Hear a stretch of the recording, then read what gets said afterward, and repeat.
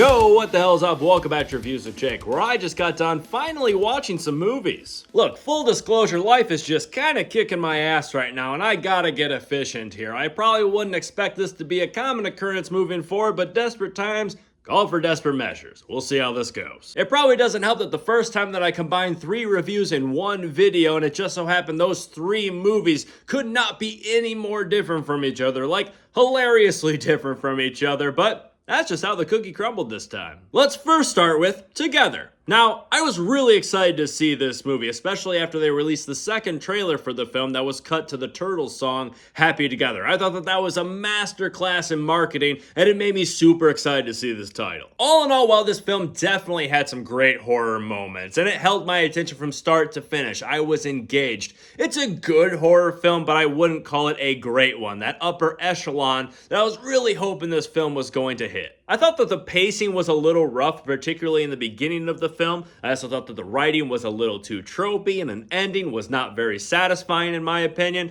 And I also thought that they used CGI a little bit more than I was hoping they would. The practical effects when they used them were fantastic, but then they tapped in CGI a little too often for me, especially during some of those bigger body horror moments. I think that The Substance last year kind of did to body horror what John Wick did to a lot of action movies and hand-to-hand combat. It kind of set a new standard. The bar is up here now, not here. And if I had seen this movie before The Substance, maybe I'd be geeking out a little bit more. But after seeing that, I think that this is just a good movie, not an amazing one. Next up, Happy Gilmore 2, the long-awaited sequel to one of my favorite comedies from my childhood. But unfortunately, outside of a slew of cameos and overall good vibes that I'm sure it was to be on the set for this film, I just didn't think that it was very good or funny. It was kind of underwhelming. Trust me when I say I went into this movie with my expectations in check. I did not expect this movie to hold a candle to the original. I just wanted a good tribute and a couple good laughs in a very disposable film.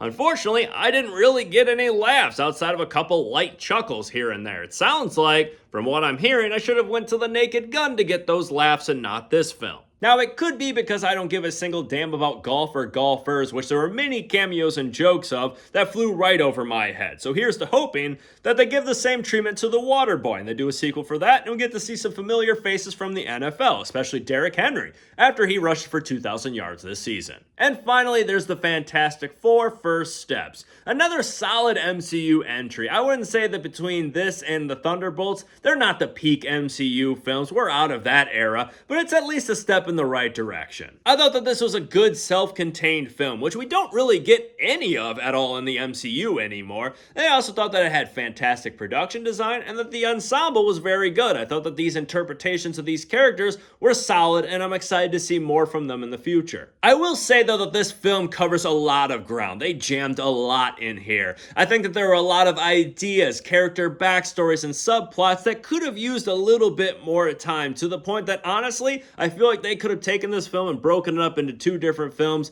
and they would have been pretty damn good. It would have been nice to let some of these finer pieces marinate more than they did. Don't get me wrong, this worked and it gets to the point. The MCU is now introducing the Fantastic Four when they need them most, when things are in shambles. But it would have been nice in a perfect world where it wasn't that in case of emergency break glass situation, to let this thing marinate a little bit more and do this story as good as it could have been. And the Galactus stuff, I thought that worked very, very well. I never thought I'd see the day where I see the big guy stomping around with his big, dumb, silly helmet, but here we are in 2025 and we finally see it. I'm sure my dad is watching down from the heavens right now in utter disbelief too. But that's just me. What do you think of these 3 very different films? Let me know if you agree or disagree with me in the comments below. And make sure you subscribe to this channel to stay up to date with new reviews coming real soon. Stay safe. Thanks for checking in.